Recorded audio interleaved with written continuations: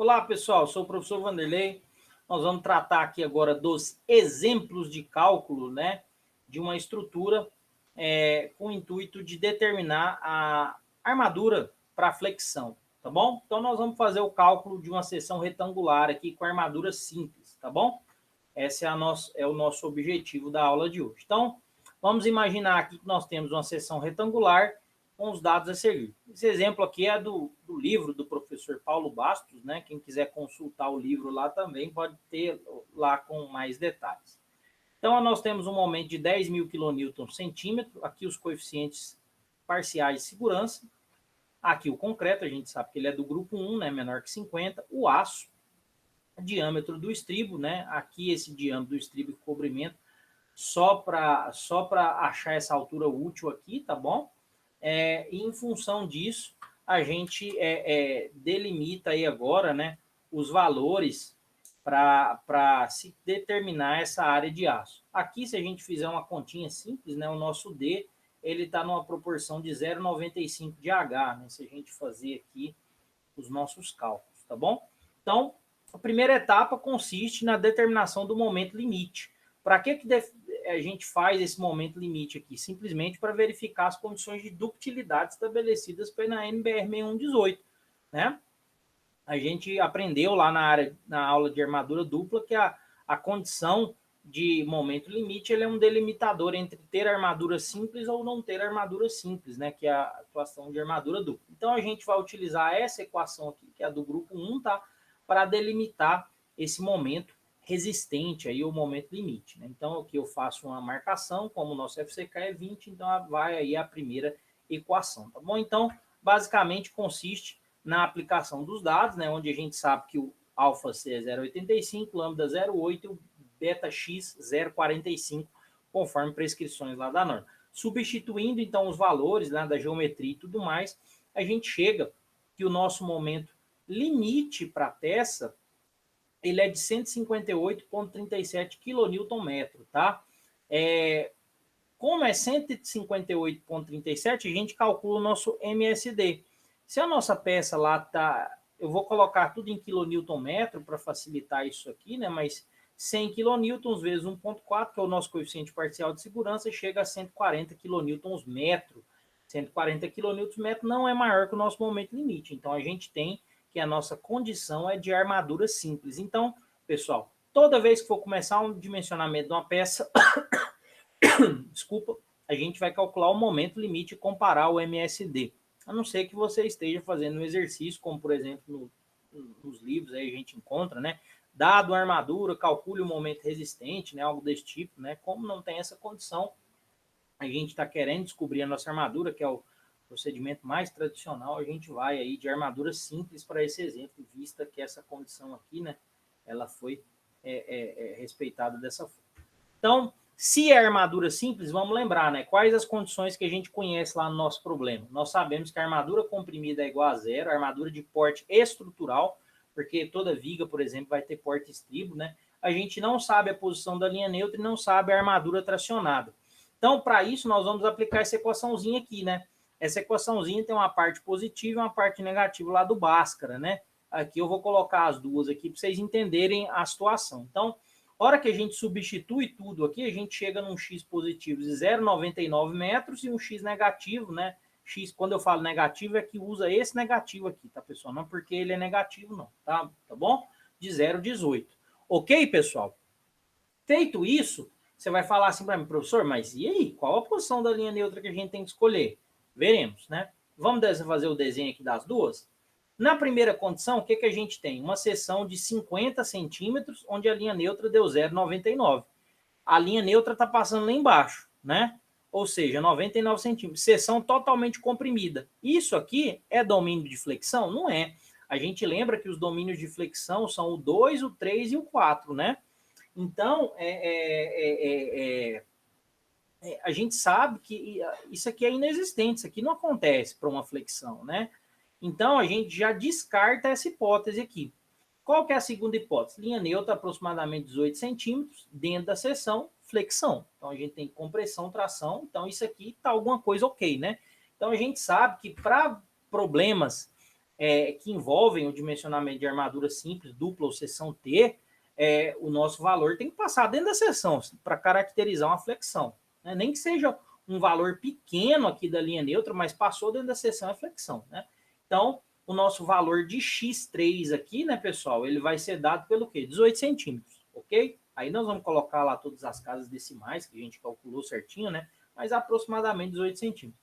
Feito isso, nós vamos, então, calcular as deformações. Vocês vão ver que não é todo exercício que a gente faz isso, tá bom? Não é todo exercício que a gente faz isso. A gente vai fazer aqui justamente para vocês aprenderem todo o processo, tá bom? E aí vocês constroem as planilhinhas de vocês aí, com todos esses itens de dimensionamento, tá bom?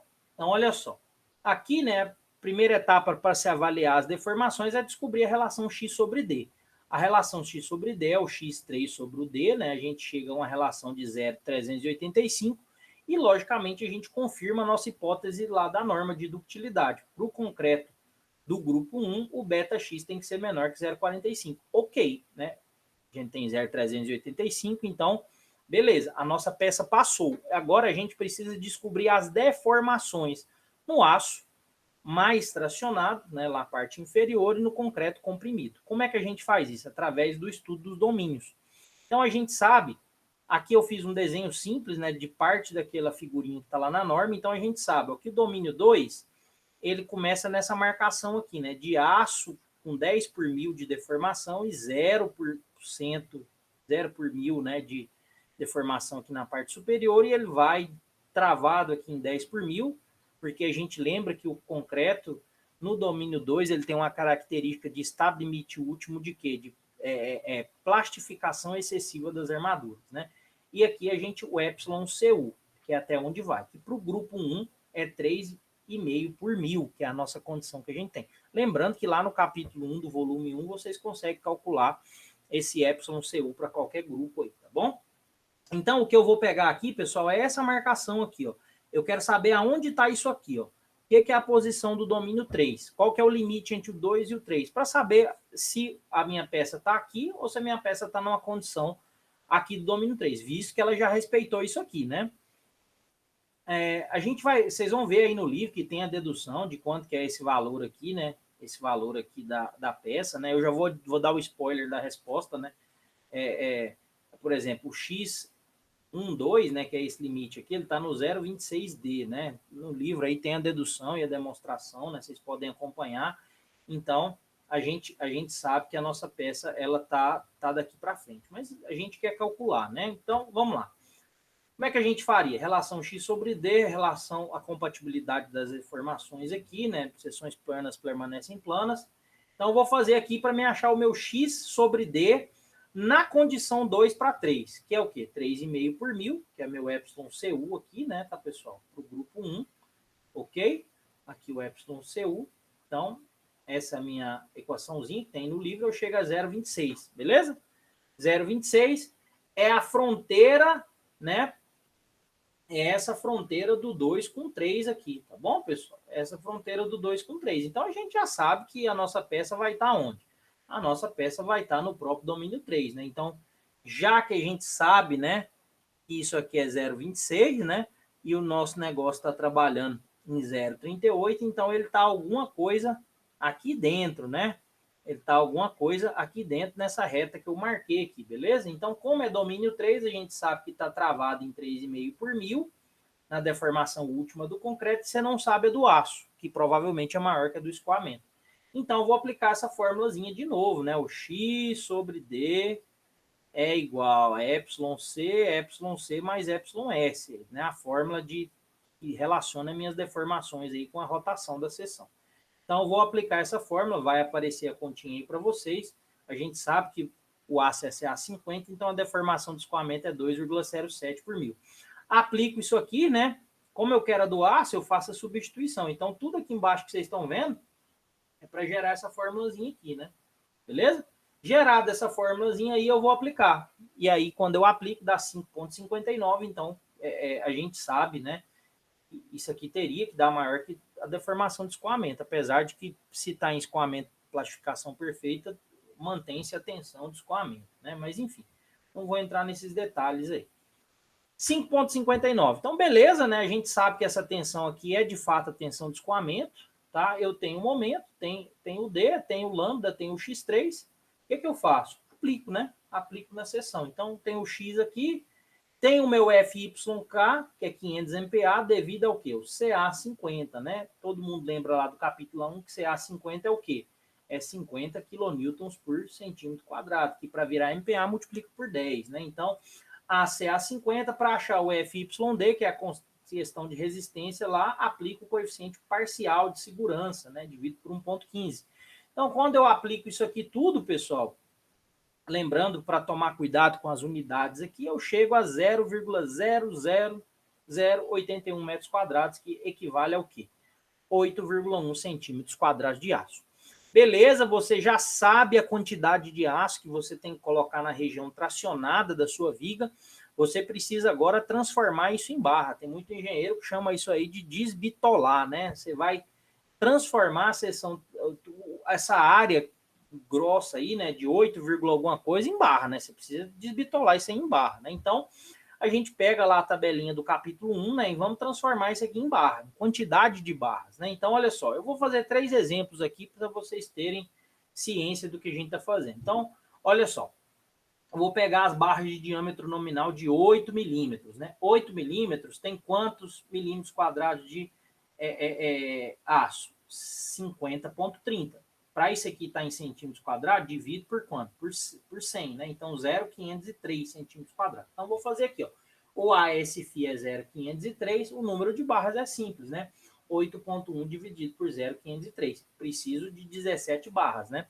Não parece um detalhamento tão interessante. Então, eu vou... É lógico que, pessoal, eu estou falando aqui pela experiência. Lógico que quando você estiver detalhando, você vai começar a ter esse tipo de sentimento, se está muito, se está pouco, se é bom ou se é ruim, né?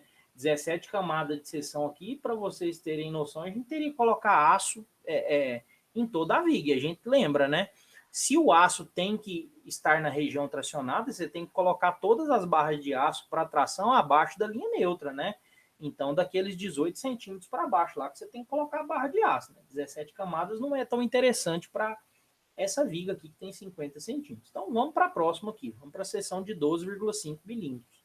E possui 122,77 milímetros quadrados em centímetro, 1,227 centímetros quadrados. Então, vou pegar aqui o ASFI, 8,1 dividido por 1,227, já dá um detalhamento razoável, né? 7 barras, né?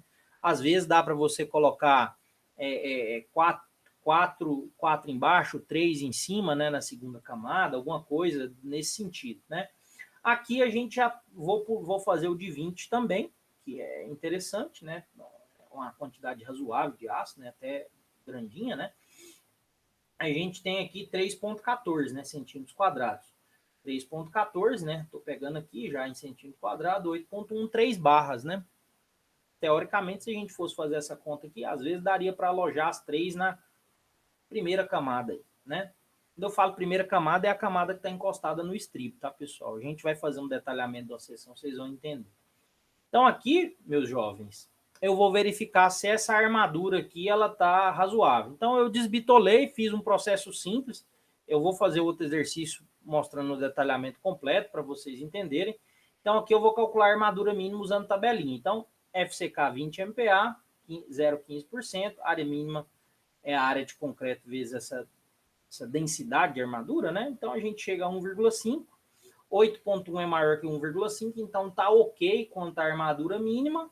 E quanto à armadura máxima, que é 4% da área de concreto, a gente também está ok, porque a área máxima é 40 centímetros. Então, estamos ok quanto a isso. Então, pessoal, esse foi o processo de determinação da área de aço em uma seção retangular de concreto armado. No próximo exemplo, a gente vai detalhar uma seção, né? Partida de uma área de aço, como que a gente detalha a seção, e aí eu vou mostrar alguns aspectos daqueles testes que eu falei lá na sessão de detalhamento. Tá bom, pessoal? Abraço para vocês.